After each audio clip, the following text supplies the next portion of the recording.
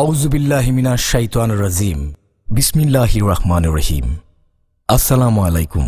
গাছের ডালে বসে বসে কোকিল ডাকে রে, গাছের ডালে বসে বসে কোকিল ডাকে রে। সে সুর শুনে মনটা ভরে যাই রে, সে সুর শুনে মনটা ভরে যাই রে। ওরে কোকিল সুরে সুরে, ওরে কোকিল সুরে সুরে কি গানে গাও রে। মদিনার শান শোনা যায় তোমারি সুরে। হাফেজ মোহাম্মদ আবুল বশর আল কাদরি সাহেব। বিসমিল্লাহির রহমানির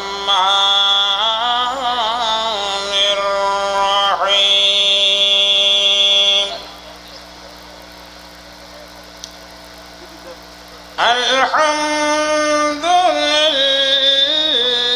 আলহামদুলিল্লাহি রাব্বিল আলামিন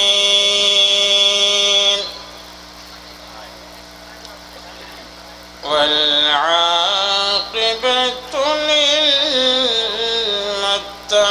للمتقين والصلاة والسلام على سيدنا وحبيبنا وشفيعنا وطبيبنا وطبيب قلوبنا وسندنا ومولانا محمدا صلى الله عليه وسلم أجمعين. فقد قال الله تعالى عز وجل في شان حبيبه مخبرا وآمرا إن الله وملائكته يصلون على النبي يا أيها الذين آمنوا صلوا عليه وسلموا تسليما. صلى الله على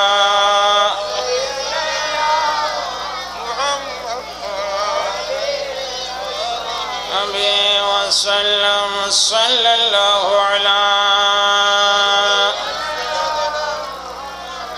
وعليه وصحبه صلاة يا رسول الله عليكم.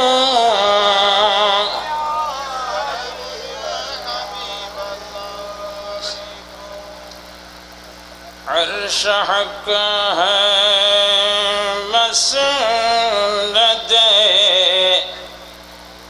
رفعت رسول اللہ کی. عرش حق ہے مسند رفعت رسول اللہ کی. دیکھنی ہے حشر میں عزت رسول اللہ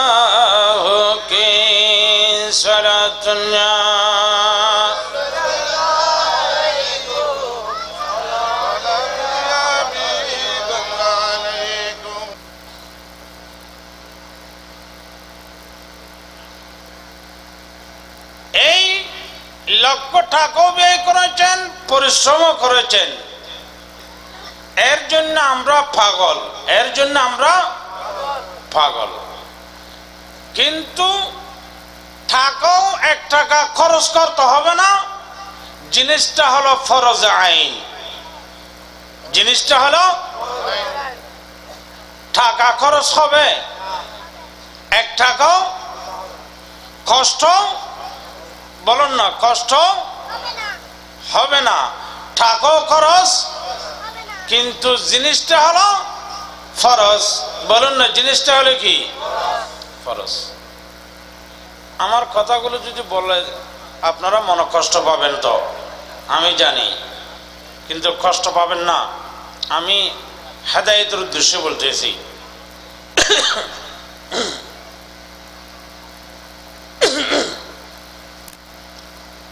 আল্লাহ একদিন কিয়ামত করবে, বলুন না কি করবে? আমরা সবাই উঠবো কিনা কিয়ামতের ময়দানে? সমস্ত বান্দা সবাই কিয়ামতের ময়দানে উঠবে কিনা? ওই কিয়ামতের ময়দানে, কিয়ামতের দিনে আমাদের হিসাব নিকেশ হবে কিনা? বলুন না, হিসাব নিকেশ হবে? সকলের হবে? বলুন না, সকলের হবে?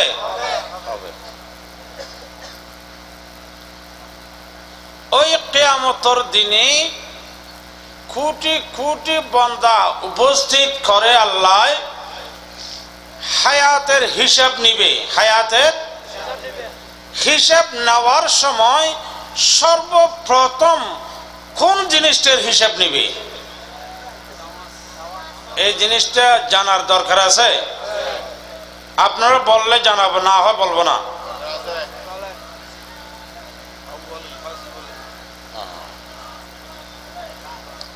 একটু দরুদ শরীফ পাঠ করেন। সালাতুন্না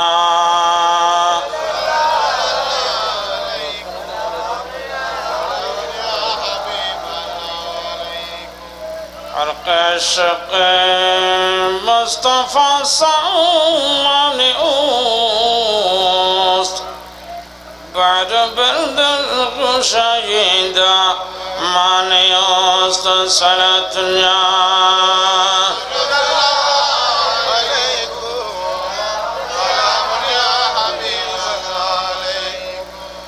خدا القدوس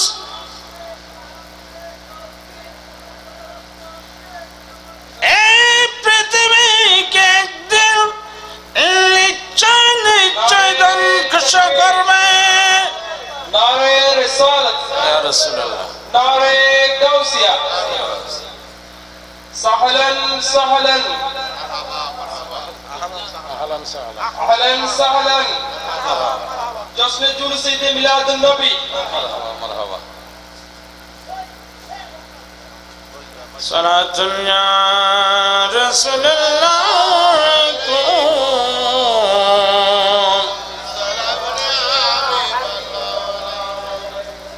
আরো উচ্চ স্বরে উচ্চ আওয়াজ দিয়ে বলুন সালাতুন ইয়া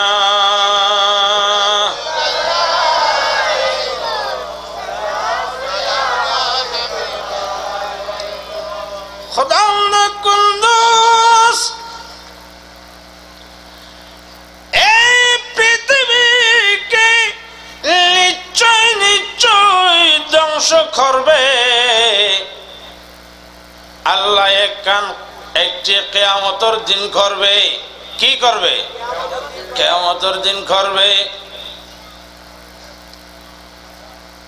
ওই কঠিন কিয়ামতের দিনে আল্লাহ বান্দাদের দুনিয়ার মধ্যে 50 বছর 80 বছর 100 বছর হায়াত আল্লাহ দিয়েছেন। যাকে যতদূর হায়াত দান করেছেন এই হায়াতটুকু কোন কাজে ব্যয় করেছেন আল্লাহ হিসাব নিবে। বলুন না, আল্লাহ হিসাব নিবে। হিসাব নেওয়ার সময় আল্লাহর প্রিয় রাসূল সাল্লাল্লাহু আলাইহি সাল্লাম হাদিস পাকের মধ্যে ঘোষণা দিয়েছেন, আপনারা পড়ুন, কালান নবী সাল্লাল্লাহু আলাইহি ওয়াসাল্লাম আউয়ালু মা ইউহাসাবু বিহিল আবদু ইয়াউমাল কিয়ামাতিস সালাত। খোদা কুন্দুস ওই কঠিন কিয়ামতের দিনে আমাদের কাছ থেকে প্রথম হিসাব নেবে। হে বান্দা, দেখি তুমি বলুন তো, পৃথিবীর জমিনে তোমার উপর 5 ওয়াক্ত নামাজ আমি আল্লাহ ফরজ করে দিয়েছি। কয় ওয়াক্ত নামাজ ফরজ করে দিয়েছি? এ বান্দা, তুমি এই 5 ওয়াক্ত নামাজ যথাযথভাবে আদায় করছো কিনা দেখি বলুন তো। আহা, যখন হিসেব নেবে এই নামাজ পড়াটা ফরজ, নামাজ পড়াটা ফরজ, নামাজ পড়া ফরজ এক। দ্বিতীয় নম্বরের মধ্যে নামাজ ওয়াক্ত মতো পড়াটা ফরজ, নামাজ ওয়াক্ত মতো পড়াটা।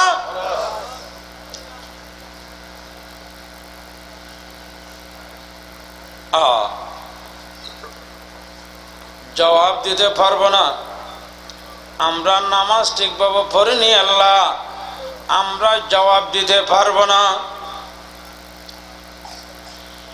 এই নামাজ এক টাকাও খরচ হবে না, কষ্ট হবে না, কিন্তু এইটা ফরজ। এই ফরজ নামাজ যদি ওয়াক্ত মতো না পড়ে, ফরজ তরক করেছেন। ওয়াক্ত মতো পড়াটা কি ফরজ? নামাজ ফরজ, নামাজ আমাদের উপর ফরজ, কিন্তু এই নামাজটা ওয়াক্ত মতো পড়াটা ফরজ। এই নামাজ কোন বান্দা যদি ওয়াক্ত মতো নামাজ পড়ে নাই, এই এক ওয়াক্ত নামাজ ওয়াক্ত মতো পড়ে নাই, যে এই কারণে আল্লাহ ওই বান্দাকে ৮০,০০০ বছর জাহান্নামের মধ্যে নিক্ষেপ জ্বলাবে। জাহান্নামের মধ্যে এক ওয়াক্ত নামাজ ওয়াক্ত মতো পড়ে নাই, কিন্তু পড়েছে ওয়াক্ত মতো পড়েনি। যে নামাজ আদায় করেছে কিন্তু সেটা ওয়াক্ত মতো আদায় করে নাই, এই জন্য জাহান্নামে ৮০,০০০ বছর জাহান্নামে জ্বলতে হবে।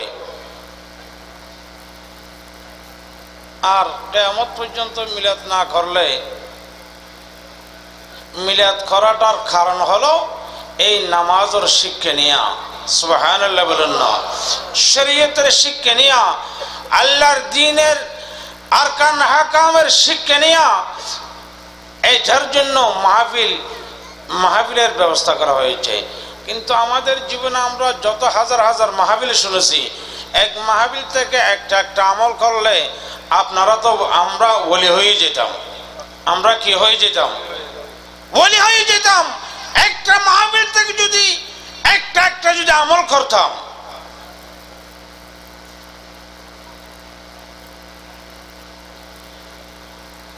যেই নামাজের জন্য আল্লাহ ৮০,০০০ বছর জাহান্নামে জ্বলতে হবে, এই নামাজের জন্য তো আমরা পাগল নয়। বলুন না, এই নামাজের জন্য আমরা কি নয়? পাগল নয়। আপনারা জ্ঞানী ব্যক্তি, সুশিক্ষিত সমাজ, আপনাদের দৃষ্টিতে ইতিহাস খুলুন, দেখুন আমার রাসূল থেকে শুরু করে এই মুহূর্ত পর্যন্ত পৃথিবীর জমিনে যত নবী, ওলি, গাউস, কুতুব, আবদাল, আওতাদ, মুমিন, মুমিনাত যারা পৃথিবীর জমিনে তশরিফ এনেছেন, এরা কোনদিন ওয়াক্ত নামাজ কাজা করেনি। সুবহানাল্লাহ। ওয়ালিরা ওয়ালি হয়েছেন নামাজের মাধ্যমে। কিসের মাধ্যমে? আমরা ওলি মানি, ওলির আদর্শ মানি না। নবী মানি, কিন্তু নবীর আদর্শ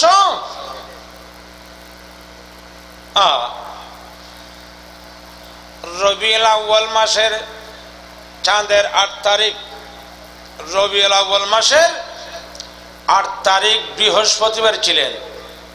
কি বার? বৃহস্পতিবার ছিলেন।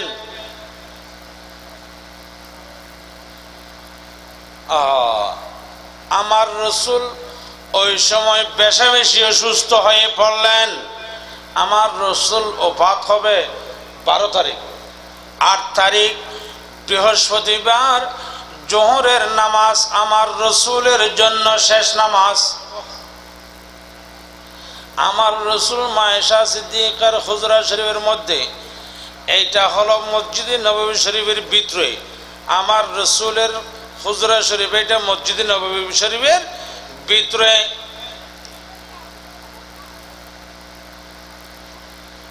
যখন জোহরের নামাজের ওয়াক্ত হলো, আযান দিয়েছেন, আমার রসুল হুজরা শরীফের মধ্যে অবস্থান করতেছেন। সাহাবায়ে কেরামরা দলে দলে দলে দলে মসজিদে নববী শরীফের মধ্যে উপস্থিত হয়েছেন। আমার রাসূলের পিছনে নামাজ আদায় করবে। মসজিদে নববী শরীফ ভরপুর হয়ে গেলেন।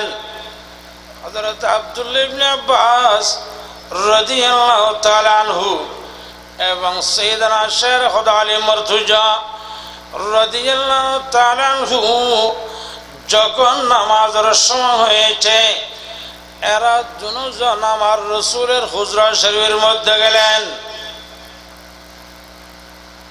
আমার রসুলকে, ইয়া রাসূলুল্লাহ, নামাজের সময় হয়েছে। আমার রসুল কিন্তু ওই সময়ে বেশি বেশি অসুস্থ অবস্থায় যাওয়াটা অক্ষম হয়েছে। মসজিদে যাওয়াটা আমার রসুল পারতেছে না। কিন্তু আব্দুল্লাহ ইবনে আব্বাস এবং শের খুদা আলী মুর্তজা যখন গেলেন, আমার রসুলকে দুনো হাত ধরে শোয়া থেকে উঠে 2 হাত আমার রসুলের 2 হাত দুইজনের গর্দানার উপরে দিলেন। উপরে দিয়ে আমার রসুল হুজরা শরীফ থেকে বের হলেন। দুইজনের কাঁধের মধ্যে বর দিয়ে আমার রসুল হাঁটতে আরম্ভ করলেন। কিন্তু আমার নবী হাঁটার সম্ভব নয়, যেহেতু অসুস্থ হয়ে পড়লেন। এরপরে নামাজের ওয়াক্ত যখন হয়েছে, আমার নবী দুইজনের কাঁধের উপরে বর দিয়ে যাচ্ছেন। কিতাবের মধ্যে লিখতেছেন যে আমার রসুলের দুটো পা মসজিদে নববী শরীফের তলার মাটির সাথে হেঁচড়াইয়ে যাচ্ছে। আমাদের জন্য শিক্ষা। আমার রাসূল এরপরে বলতেছেন, হে উম্মত, আমি নবী তো না গিয়ে পারতাম, কিন্তু আমার উম্মতরা নামাজকে অবহেলা করবে, এই জন্য ওয়াক্ত মতো নামাজ আদায় করলাম। এটা আমার উম্মতের জন্য শিক্ষা। সুবহানাল্লাহ। এরপর নামাজ কাজা, বলুন না, নামাজ কাজা কারণ এই নামাজের জন্য আমার রাসূল এই পৃথিবীর জমিনের উম্মতদের জন্য আল্লাহর পক্ষ থেকে সবচাইতে বড় একটা নিয়ামত আমাদের জন্য আমার রাসূল এনেছেন। এই নিয়ামতটা হলো আসসালাতু মি'রাজুল মুমিনিন। উচ্চ আওয়াজ দিয়ে বলুন সুবহানাল্লাহ।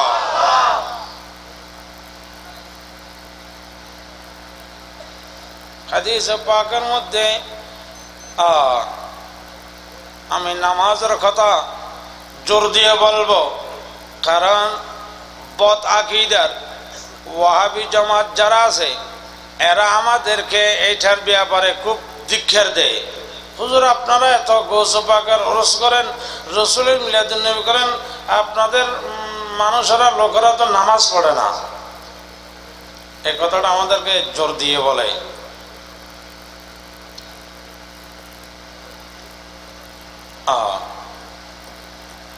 আমাদের জন্য নিয়ামত হচ্ছে নামাজ, বলুন নাকি নামাজ।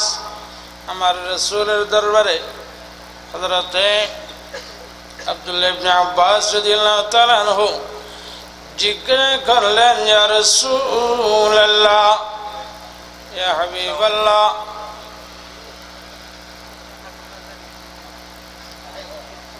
রাসূল এই পৃথিবীর জমিনে আপনার সবচাইতে মুহাব্বতের প্রিয় উম্মত এরা কারা? রাসূল আপনি আপনার কোটি কোটি উম্মতের মধ্যে কোন উম্মতকে সবচাইতে বেশি ভালোবাসেন? সুবহানাল্লাহ।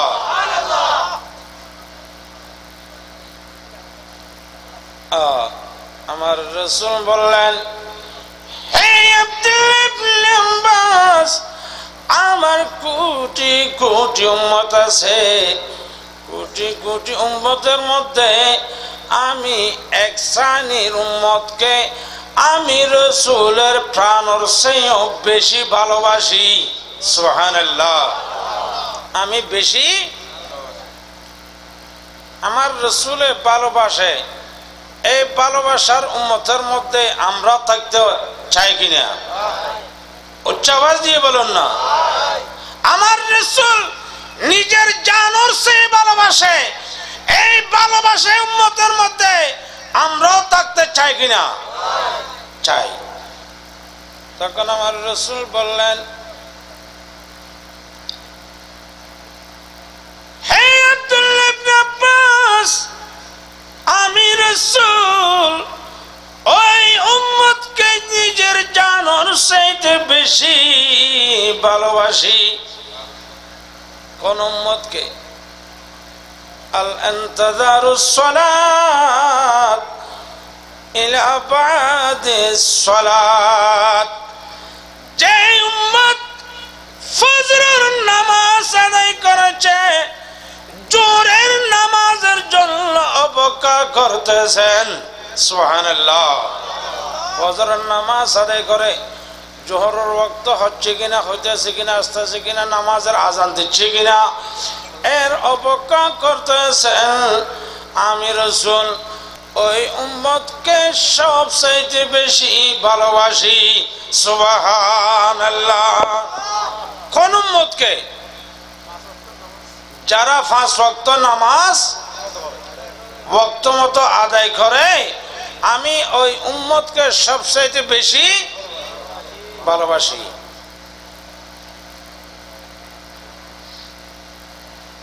আল্লাহ রাব্বুল আলামিন সবাইকে বুঝার তৌফিক দান করুক, আমিন। সালাতুন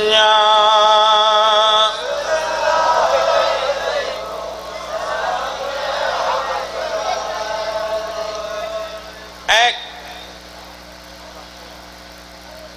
দ্বিতীয় নম্বর,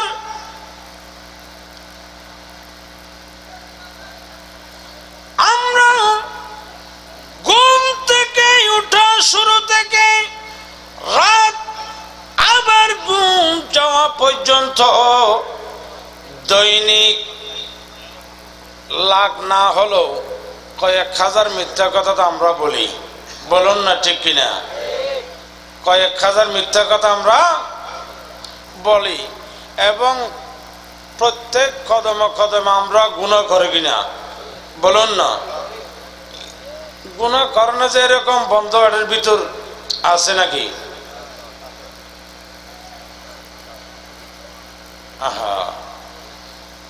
দৈনিক কয় হাজার কয় লক্ষ গুনাহ আমরা করি, হিসাব নাই। কিন্তু আল্লাহর প্যারা মাহবুব সাল্লাল্লাহু আলাইহি ওয়াসাল্লাম ইরশাদ করেছেন, হযরতে সাঈদ ইবনে মাসউদ রাদিয়াল্লাহু তাআলা আনহু জিজ্ঞাসা করলেন, সাইয়্যিদি ইয়া রাসূলুল্লাহ, রাসূল আপনার উম্মতের মধ্যে হাজার হাজার আপনার লক্ষ লক্ষ উম্মতরা প্রত্যেক কদমে কদমে গুনাহ করবে। গুনাহ করার পরেও রাসূল আপনার কোন উম্মতের গুনাহ আল্লাহ সহজভাবে ক্ষমা করে দেয়। সুবহানাল্লাহ বলুন না? অতি দ্রুতভাবে সহজে আল্লাহ। তাকবীর, নারে রিসালাত, নারে গাউসিয়া, জোশে জুলসে দে মিলাদুন নবী, নারে তাকবীর, নারে রিসালাত, নারে গাউসিয়া, আহলান সাহলান, জোশে দে মিলাদুন নবী। আমাদের সম্মুখে উপস্থিত হচ্ছেন সুমিষ্টর কণ্ঠস্বর, সুন্নিয়তের অতন্ত্র প্রহরী, প্রধান পৃষ্ঠপোষক নূরে হাবিবি ইলাহি কমপ্লেক্সের সম্মানিত পৃষ্ঠপোষক মাওলানা মোহাম্মদ এনাম রাজা সাহেব। মারহাবা মারহাবা মারহাবা। সালাতুন ইয়া রাসূলুল্লাহ আলাইকুম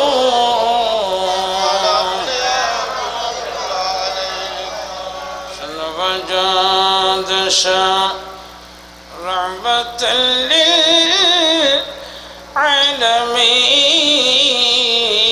للعالمين مسجد يرشد عمارا يا زمين صلاة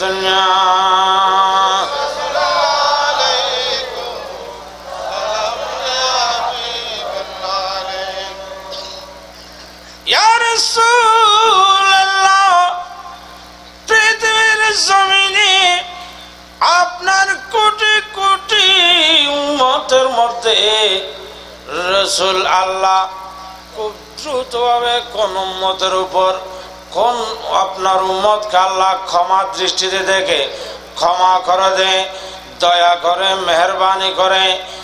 এই হাদিসটা রিচার্জ করলে দেখা যাবে পৃথিবীর জমিনে এক শ্রেণীর মানুষ আছে, ওই এক শ্রেণীর মানুষের গুনাহ আল্লাহ খুব সহজভাবে ক্ষমা করে দেয়। সুবহানাল্লাহ।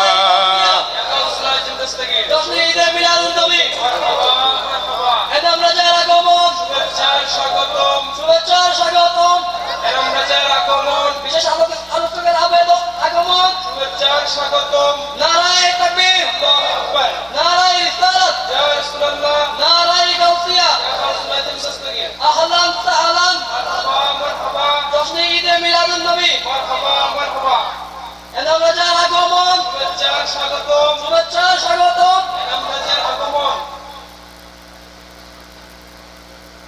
कर लगिया कंदर मन कर लगिया बंदो क्यों तो तुम्हार अपन होबे ना ना ना जेजन होबे अपना से तुमदी ना जेजन होबे अपना से तुम दीना बोलन कर लगिया कंदरे मन कर लागिया बंदो क्यों तो तुम्हार अपन हबे ना ना ना जे जन हबे अपना से तो मदीना जे जन हबे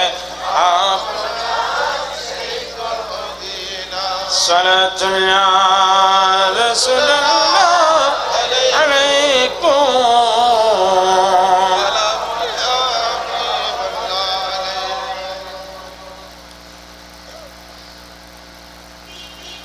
খুব সহজভাবে আল্লাহ কোন বান্দাদের উপর রাজি হয়ে যায়, গুনাহ করেছে, অপরাধ করেছে, দোষ করেছে, আল্লাহর সাথে সাথে আবার দয়ার মেহেরবানের দৃষ্টিতে দেখে ক্ষমা করে দেয়।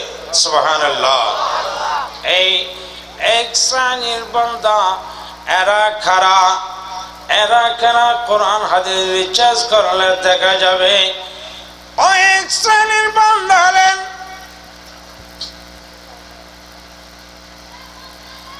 ফজরের নামাজ আদায় করেছেন,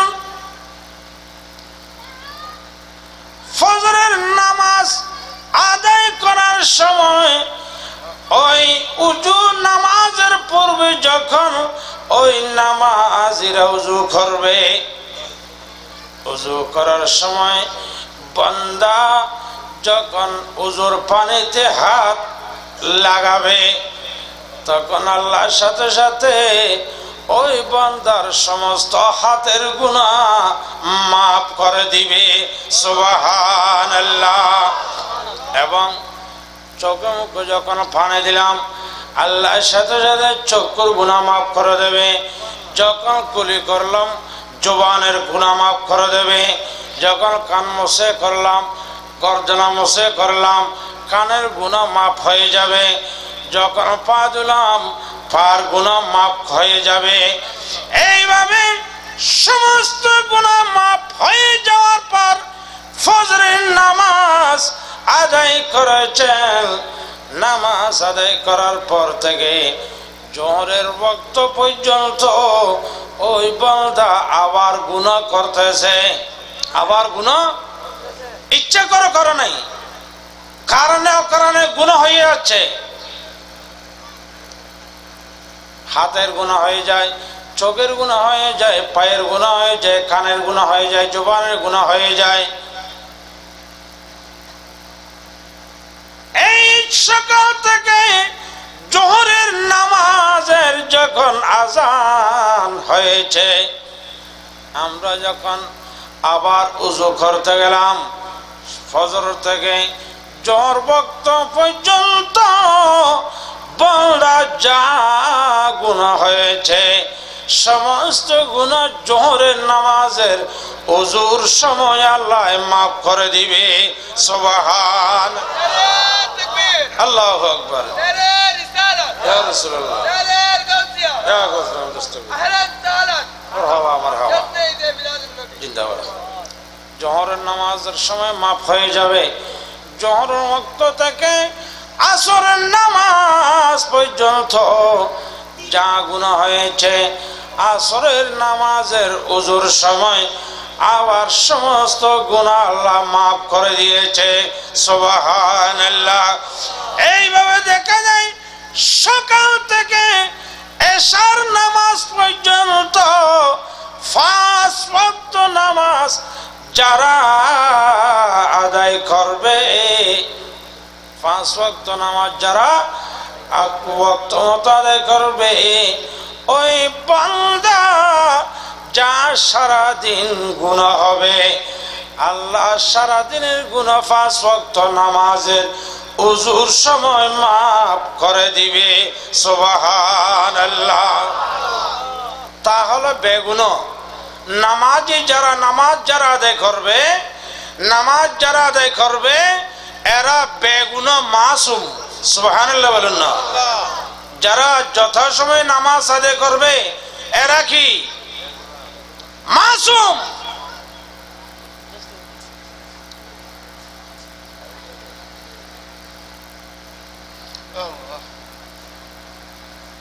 নামাজ শেষে যখন হাত উঠে দোয়া করবে, আয় আল্লাহ আমি যা গুনাহ করেছি আল্লাহ আমাকে মাফ করে দাও, আমি যা অপরাধ করেছি আমাকে ক্ষমা করে দাও, এইভাবে যখন মাফ চাইবে আমার রাসূল বললেন আত্তাইবু মিনাজ যামবি কামান লা যামবা লাহু। হে উম্মত, তোমরা নামাজের পর যখন তোমাদের গুনাহ মাফ চাইবে আমার আল্লাহ তোমাদেরকে এমন ভাবে গুনাহ মাফ করবে যেমনি ভাবে মার পেট থেকে নব শিশু ভূমিষ্ঠ হয়েছে। সুবহানাল্লাহ। ছোট মাসুম বাচ্চা মার পেট থেকে ভূমিষ্ঠ হয়, যেমনি ভাবে মাসুম বেগুনাহ নামাজিরা নামাজের পর যখন গুনাহ মাফ চাইবে এদেরকে আমি আল্লাহ এমন ভাবে গুনাহ মাফ করে দেব যেমনি ভাবে মাসুম বাচ্চাদের মতন বেগুনাহ হয়ে যাবে। সুবহানাল্লাহ।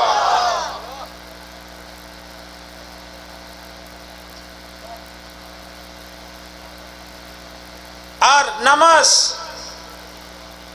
পড়াটা ফরজ, বলুন নামাজ পড়াটা। মানুষ ইন্তেকাল করলে জানাজার নামাজ পড়ি আমরা, বলুন না নামাজ পড়ি। জানাজার নামাজের মধ্যে দেখা যায় মানুষ মাঠে ময়দানে জায়গা দিতে পারে না, ঠিক কিনা মানুষ, কিন্তু জানাজার নামাজ পড়াটা কি ফরজে কিফায়া। জানাজার নামাজ পড়াটা কি ফরজে কিফায়া। ফরজে কিফায়া মানে গোটা বাড়ির পাড়া থেকে একজনেই যদি নামাজ আদায় করে সকলের নামাজ আদায় হয়ে যাবে। সুবহানাল্লাহ। গোটা পাড়া থেকে যদি একজনেই নামাজ কি করে আদায় করে গোটা পাড়ার মানুষের নামাজ কি হয়ে যাবে আদায় হয়ে যাবে। আর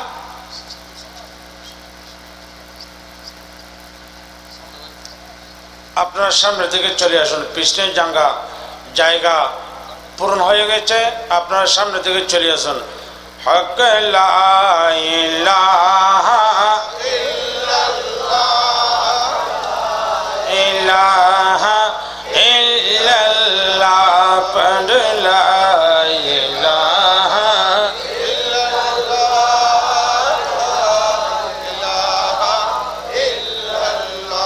হাসবি রব্বি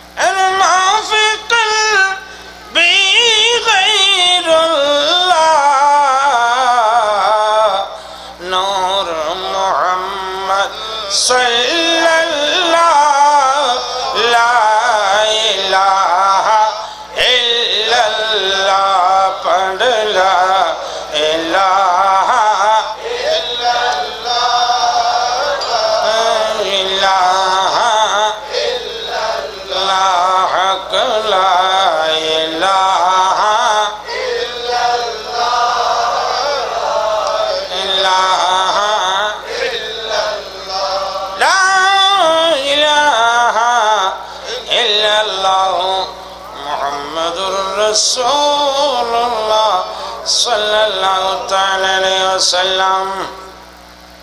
আল্লাহ রাব্বুল আলামিন সবাইকে বুঝার তৌফিক দান করুক, আমিন। আরো আওয়াজ দিয়ে বলুন, আমিন। আরো আওয়াজ দিয়ে বলুন, আমিন। মনে হচ্ছে যেন আপনারা এখন রোজা রেখে আসছেন, উপবাসে একেবারে।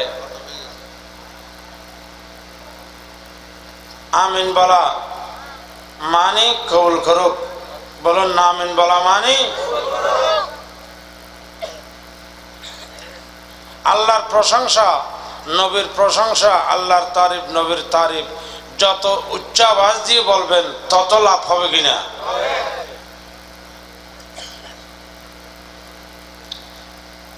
জানাজার নামাজ পড়াটা কি ফরজে,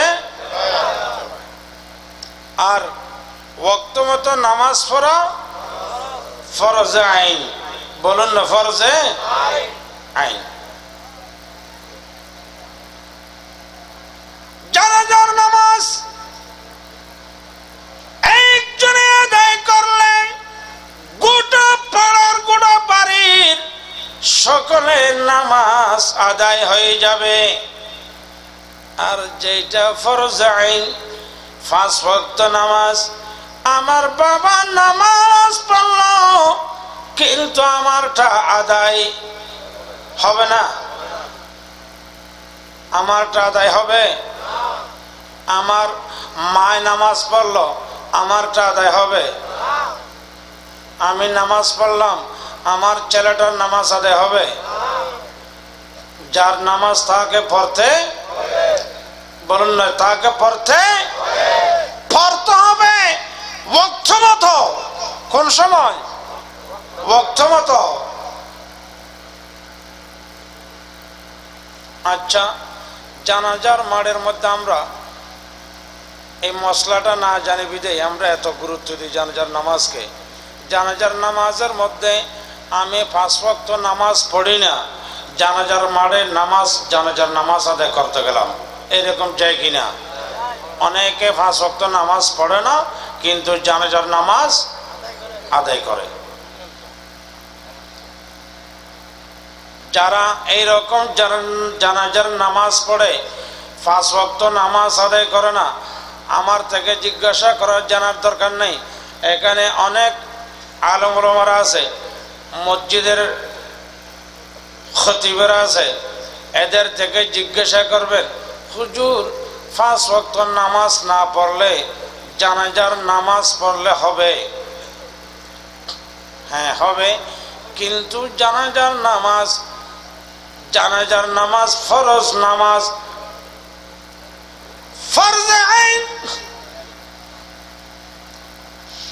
জানাজার নামাজ যদি এখন থেকে কিয়ামত পর্যন্ত জানাজার নামাজ আদায় করতে থাকি, ফরজ নামাজের মধ্যে রুকুর মধ্যে গিয়ে সুবহান রাব্বিল আযীম একবার তাসবিহ পাঠ করলাম, একটা তাসবিহর সমান সওয়াব কিয়ামত পর্যন্ত জানাজার নামাজ পড়লে পাওয়া যাবে না। সুবহানাল্লাহ। কিয়ামত পর্যন্ত জানাজার নামাজ পড়লে 1 ওয়াক্ত ফরজ নামাজের তাসবিহ একবার তাসবিহর সমতুল্য হবে।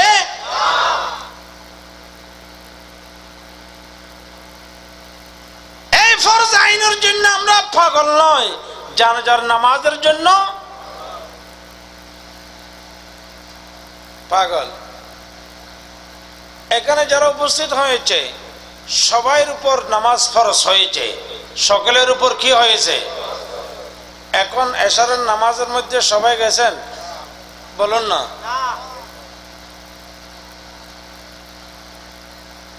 যেটা ফরজ মাফ হবে? বলুন না, মাফ হবে? আর আওয়াজ দিয়ে বলুন, মাফ হবে? নামাজ শুধু একমাত্র একজনের জন্য মাফ, একটা ব্যক্তির জন্য নামাজ মাফ। কার জন্য জানেন? যিনি টাকা চিনে না, যিনি বিবি স্ত্রী চিনে না, যিনি বাবা চিনে না, মা চিনে না, ভালো কোনটা চিনে না, হালাল চিনে না, হারাম চিনে না, নালা থেকে পচা ময়লা আহার করে, কিছু চিনে না, মজুজুব, যাকে বলে মজুজুব, এদের জন্য নামাজ মাফ। বলুন, এদের জন্য নামাজ মাফ। আমরা তো টাকারও পাগল, বউরও পাগল, হয় না? হ্যাঁ, জাঙ্গা সম্পত্তিরও পাগল, বউ ফুয়ারও ফল, চেয়ারও ফল, কিন্তু শুধু নামাজ আল্লাহ ফল।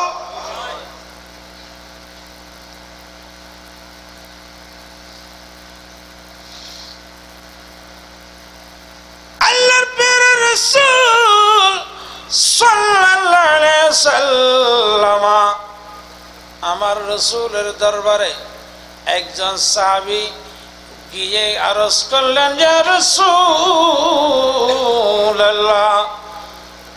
আমাদের উপর আল্লাহ নামাজ ফরজ করেছেন, কিন্তু কোন অবস্থা পর্যন্ত নামাজ পড়ে যেতে হবে? আমার অসুখ হয়েছে, আমার রসুলকে বললেন, ইয়া রাসূলুল্লাহ আমি দাঁড়াতে পারছি না। আমার রসুল বললেন, তুমি বসে বসে নামাজ আদায় করো। বলুন না, বসে বসে নামাজ আদায় করো। আমি বসতে পারলাম না, আমি বসতে পারিনি ইয়া রাসূলুল্লাহ। আমার রসুল বলেন, তুমি শুয়ে শুয়ে নামাজ পড়ো। সুবহানাল্লাহ বলেন না। রসুল আমি পা এইভাবে করে বসতে পারি না। আমার রসুল বলেন, তুমি যেইভাবে দিয়ে বসতে পারো সেইভাবে দিয়ে নামাজ আদায় করো। পশ্চিম দিকে নামাজ পা টানাটা হারাম। আমার রসুল বলেন, তোমার পা যদি পশ্চিম দিকে দিয়ে তোমার জন্য সহজ হয় নামাজ পড়া, তুমি পশ্চিম দিকে পা দিয়ে তুমি নামাজ আদায় করো। সুবহানাল্লাহ। নামাজ না পড়ে পারবে না, বলে না, নামাজ না পড়ে কোন অবস্থায় পর্যন্ত নামাজ পড়তে হবে। এইটা উদাহরণ দিয়ে আমার রাসূল বললেন, হে আমার সাহাবা, পৃথিবীর জমিনে সবচাইতে বড় কঠিন, এই কঠিন কষ্টকর, সবচাইতে বড় কষ্টকর জিনিসটা হলো একটা মায়ের পেট থেকে একটা সন্তান সন্ততি ভূমিষ্ঠ হওয়া। এইটা কঠিন কষ্টকর। সুবহানাল্লাহ। এর চাইতে কষ্ট পৃথিবীর জমিন আর নেই। মা আয়েশা সিদ্দিকা হাদিস রাওয়ায়াত করেছেন, এ আয়েশা, আমার রাসূল জিজ্ঞাসা করলেন, আয়েশা, আহা, একটা মা থেকে সন্তান সন্ততি ভূমিষ্ঠ হওয়ার সময় কি ধরনের কষ্ট হয়? মা আয়েশা বললেন, ইয়া রাসূলুল্লাহ, ওই কষ্টের কথা যদি মা বোনদের স্মরণ থাকে, মনে থাকে, ওই মহিলারা জীবনে কোনোদিন দ্বিতীয়বার স্বামীর সাথে মিলন করবে না। একটা সন্তান সন্ততি জন্ম দিতে যে কষ্টটা হয়, ওই কষ্টের কথা মনে থাকলে পৃথিবীর মা বোনেরা স্বামীর সাথে আর দ্বিতীয়বার মিলন করবে না। এইরকম কষ্ট হয়। আর রাসূলুল্লাহ, আমার রাসূল তখন ওই সাহাবাকে বললেন, এই আমার সাহাবা শুনো, একটা মা একটা মহিলা থেকে একটা সন্তান প্রসব করছে, হচ্ছে, ভূমিষ্ঠ হচ্ছে। দুনিয়ার জমিনে তশরিফ আনতেছেন, ভূমিষ্ঠ হতেছেন। ওই ছেলেটা অর্ধেক মাথা থেকে নাভি পর্যন্ত বের হয়েছে। বলুন না, মাথা থেকে নাভি পর্যন্ত বের হয়েছে। এটা কি রকম কষ্টের সময়! আহা, আমরা সবাই জানি পৃথিবীর জমিনে হাজার হাজার লক্ষ লক্ষ মা আমাদের মতন ছেলে মেয়ে জন্ম দিতে গিয়ে জিয়াতা মেডিকেল থেকে লাশ এসেছে। ছেলে সন্তান জন্ম দিতে গিয়ে এক ছেলে এক সন্তানের মা মেডিকেল থেকে জলজিয়াতা মৃত্যুবরণ করেছেন। ছেলে জন্ম দিতে গিয়ে মেডিকেল ক্লিনিকের মধ্যে হাজার হাজার মা এইভাবে সন্তান সন্ততি দুনিয়ার জমিনে ভূমিষ্ঠ হওয়াতে যে কষ্ট, এই কষ্টটা ডাক্তার যখন জিজ্ঞেস করে, এই মহিলা, তোমায় একটা কথা বলো, তুমি যদি তোমার জান বাঁচাতে চাও তাহলে তোমার এই সন্তানটা মরে যাবে, আর যদি তুমি ছেলেকে বাঁচাতে চাও তুমি মরে যাবে। কোনটা করব তুমি সিদ্ধান্ত দাও।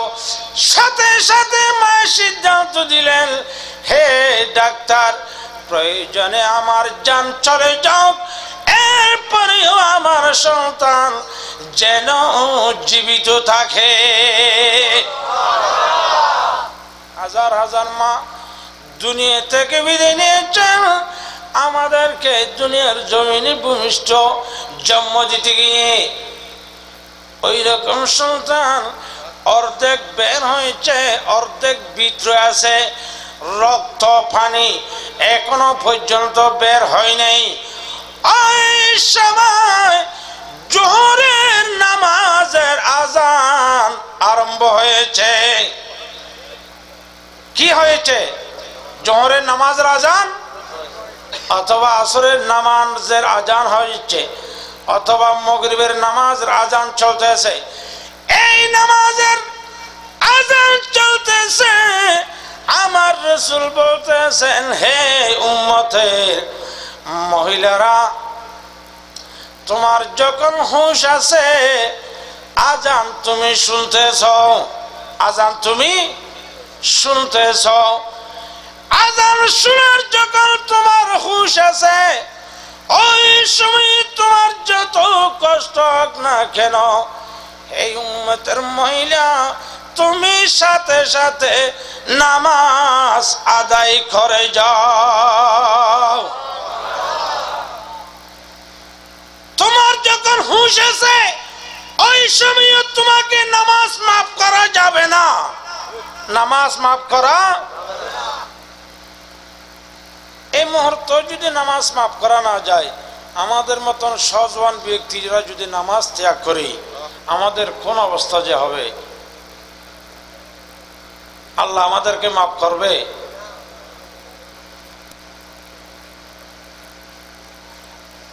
একমাত্র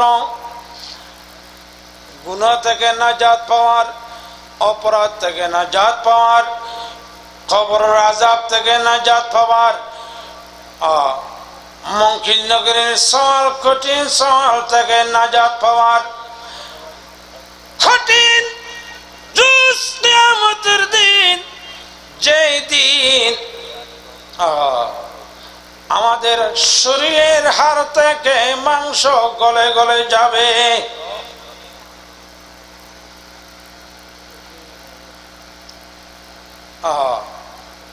ওইটার নাম কিয়ামতের দিন। ওই কিয়ামতের দিনে সমস্ত মানুষ এক এক জন নবীদের দরবারে দৌড়তে দৌড়তে যাবে। সাইয়েদনা আদম সফিউল্লাহর কাছে যাবে, হুজুর আপনি তো আল্লাহর নবী, আমাদেরকে কঠিন আযাব থেকে নাজাত দেওয়ার জন্য আপনি একটু দয়া করুন, আল্লাহর দরবারে চান। আদম আলাইহিস সালাম থেকে উত্তর আসবে না, আমি পারবো না, তোমরা শীশ আলাইহিস সালামের দরবারে যাও। শীশ আলাইহিস সালামের দরবারে যাবেন, উনিও স্বীকার করবেন আমি পারবো না। তোমরা হারুন আলাইহিস সালামের দরবারে যাও, নূহ আলাইহিস সালামের দরবারে যাও, ঈসা আলাইহিস সালামের কাছে যাও। এইভাবে সমস্ত নবীদের দরবারে দরবারে দুয়ারে দুয়ারে ঘুরে করবে, কিন্তু কেউ কোনো কাজ হবে না, কোনো কাজ হবে না। ওই কঠিন কিয়ামতের দিনে আল্লাহ কোন নবীদের কথা শুনবে না, একমাত্র কিয়ামতের কঠিন দিনে আল্লাহ শুধু আমার রাসূলের কথা শুনবে। আমার রাসূল বলবে, আল্লাহ শুনবে। উচ্চ আওয়াজ দিয়ে বলুন সুবহানাল্লাহ। আর কোন কেউ কথা শুনবে না।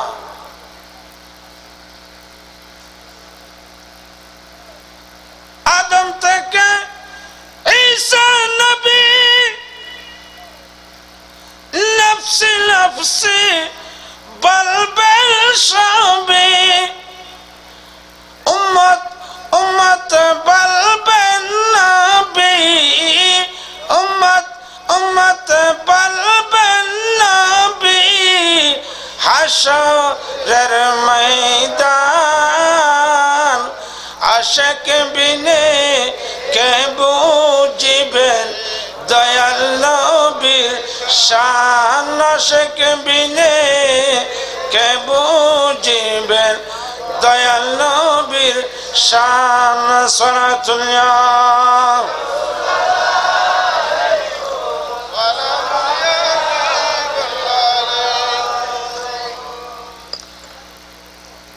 আল্লাহ কোন নবীর কথা শুনবে না বলেন না কোন নবীর কথা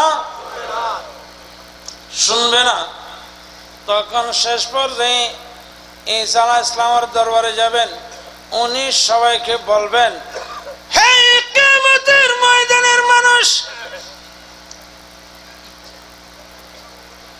তোমরা এইদিক সেদিক গিয়ে লাভ হবে না তোমরা সবাই ওই নবীর দরবারে যাও যে নবীর প্রেমে পড়ে আল্লাহ পাগল হয়ে গেছে আল্লাহ কি হয়ে গেছেন হাবি খলিলুল্লাহ মানি যার জন্য আল্লাহর জন্য যে সমস্ত জানমাল সব বিসর্জন দিয়েছেন ওনার নাম হলো খলিল আর যার প্রেমে পড়ে আল্লাহ সমস্ত সবকিছু বিলীন করে দিয়েছেন সুবহানাল্লাহ ওনার নাম হচ্ছে হাবিবুল্লাহ সুবহানাল্লাহ আমার রাসূলের নাম হলেন আল্লাহ আমার রাসূলের জন্য কি পাগল বলুন আল্লাহ আমার রাসূলের জন্য আল্লাহ যার জন্য পাগল হয়েছেন ওই রাসূলের জন্য আমরা পাগল হতে পারবো না বলুন না আমরা আমার রাসূলের জন্য পাগল সুবহানাল্লাহ বলুন না যে রাসূলের জন্য আল্লাহ পাগল হয়েছেন আল্লাহ পাগল হওয়ার সাথে সাথে সমস্ত কুল কায়নাত পাগল হয়ে গেছেন সুবহানাল্লাহ বলেন সমস্ত কুল কায়নাত আমার রাসূলের জন্য কি এই জন্য আশিক বলেন আমাদের জিকির নবী নবী বলেন না আমাদের জিকির নবী নবী দুই চোখে মদিনার ছবি দুই চোখে মদিনার ছবি আমাদের জিকির নবী নবী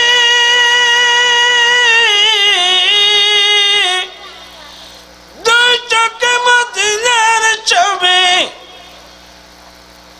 নবীর প্রেমে দিতে রাজি জীবনের সকল আমরা নবীজির পাগল আমরা মদিনার পাগল আমরা নবীজির পাগল আমরা নবীজির পাগল মদিনার দুলবালি মোর মদিনার দুলবালি মোর নয়নের কাজল আমরা নবীজির পাগল আমরা মদিনার পাগল আমরা নবীজির পাগল আমরা মদিনার সালাতুল্লাহ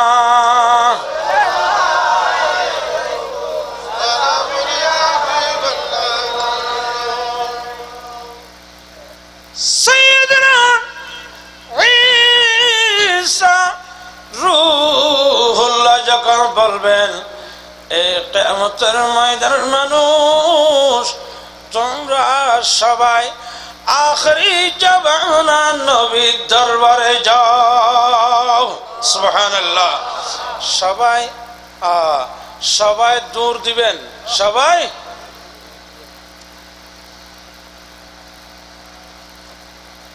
আগুন ডালা আকাশ হবে রোজ কিয়ামত ময়দানে রোজ কিয়ামত ময়দানে সুবহানাল্লাহ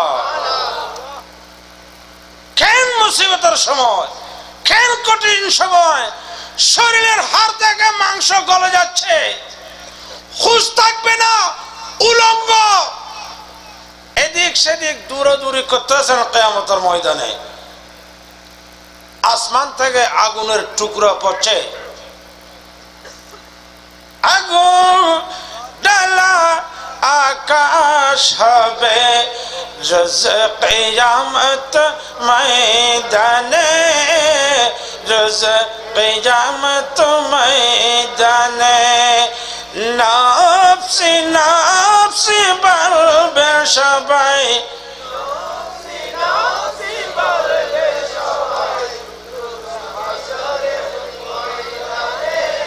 মদিনা মনোবরা হে আগো মদিনা মনোবরা। সালাতুল্লাহ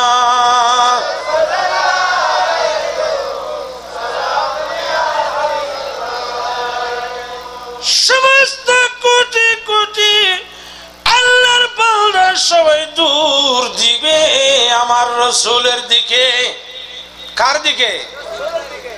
এটা আল্লাহ কোরআন পাকের মধ্যে ঘোষণা দিয়েছেন, ওয়ালাউ আন্নাহুম ইয যালামু আনফুসাহুম জাউকা ফাস্তাগফারা লাহুমুর রাসূল ফাস্তাগফারা লাহুমুর রাসূল ফাস্তাগফারুল্লাহ ওয়াস্তাগফারা লাহুমুর রাসূল লাওয়াজাদুল্লাহ তাওয়াবার রহিমা।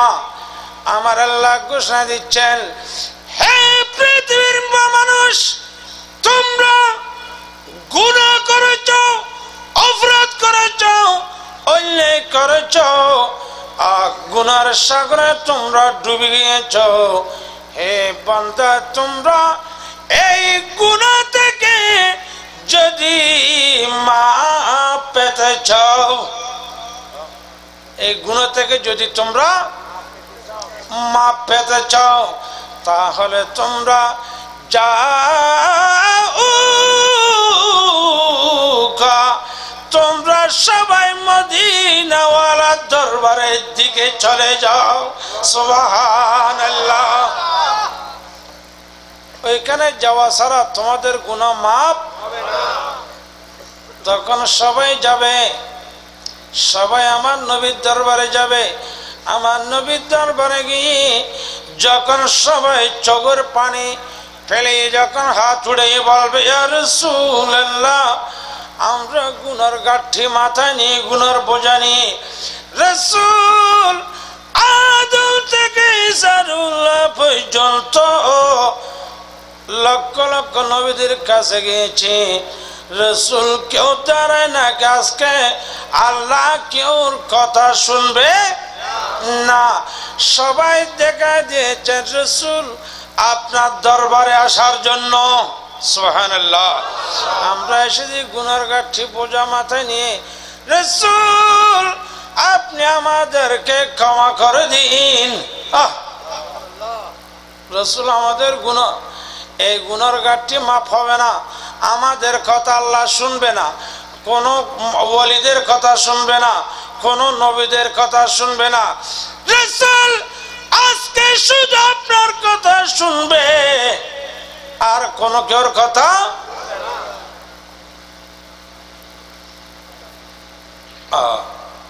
আরশ হক হে মাসুদ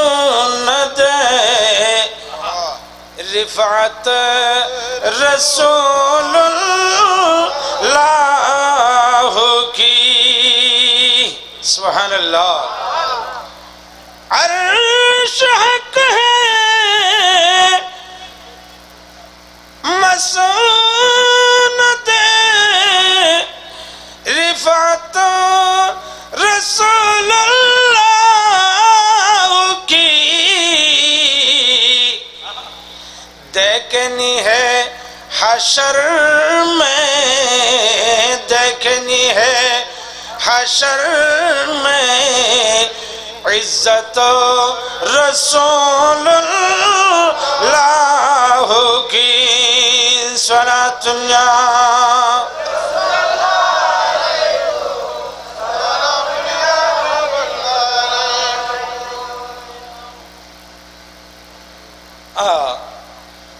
রসুলকে দুনিয়ার মানুষের চিনতে পারবে না।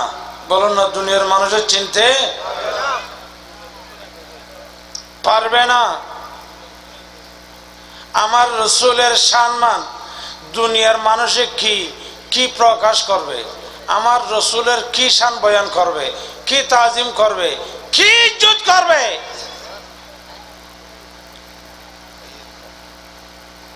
যার সম্মান, যার ইজ্জত, যার তারিফ খুদ লা ইলাহা ইল্লাল্লাহ করতেছেন, ওই নবীর মাহবুবের তারিফ প্রশংসা পৃথিবীর জমিনের মানুষে কি করবে? ওইটা দুনিয়ার মানুষকে, দুনিয়ার মানুষ আমার রসুলকে চিনতে পারে না বিদায় আল্লাহ রাব্বুল আলামিন ওই কিয়ামতের দিন করবে শুধু এই কারণে। সুবহানাল্লাহ বলেন না। হিসাব নিকেশ খবর বিতুল্লেবের সমানে দিন আল্লাহতে হয় না, মরণর মর খবর ভিতর হিসেব লেবে হত না না, তো খবর আবার কিয়ামতের মাঠে কি হিসেব লতে হয় না, হিসেবিন খবর লেবে সমান হবে না। আল্লাহ হিসাব নিকেশের উদ্দেশ্য নয়, হিসাবর নাম দিয়ে আল্লাহ জাহির করবে ওই বন্ধুর তারিফ। সুবহানাল্লাহ। হিসাবর নাম দিয়েছেন শুধু। কিয়ামত করবে, কোটি কোটি মানুষ উপস্থিত করবে, আল্লাহ জমায়েত করবে, জমায়েত করে বলবে, হে বান্দারা তোমরা আমার নবীর কি সম্মান, তোমরা আমার রসুলকে কিভাবে চিনবে? আজকে তোমরা দেখো আমার রসুলের ইজ্জত তাজিম প্রশংসা আমি আল্লাহ কিভাবে করি। সুবহানাল্লাহ।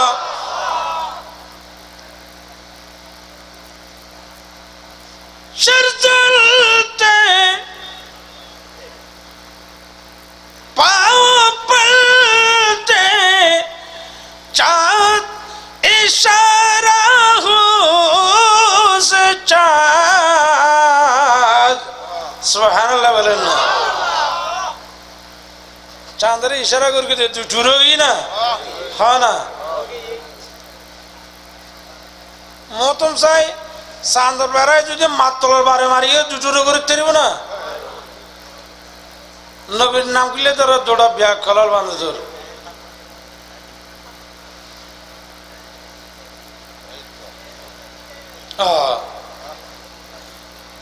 सरजलते पाव पलते चाँद शराहों से चाँद अंध नजदी देख ले कुदरत रसूलुल्लाह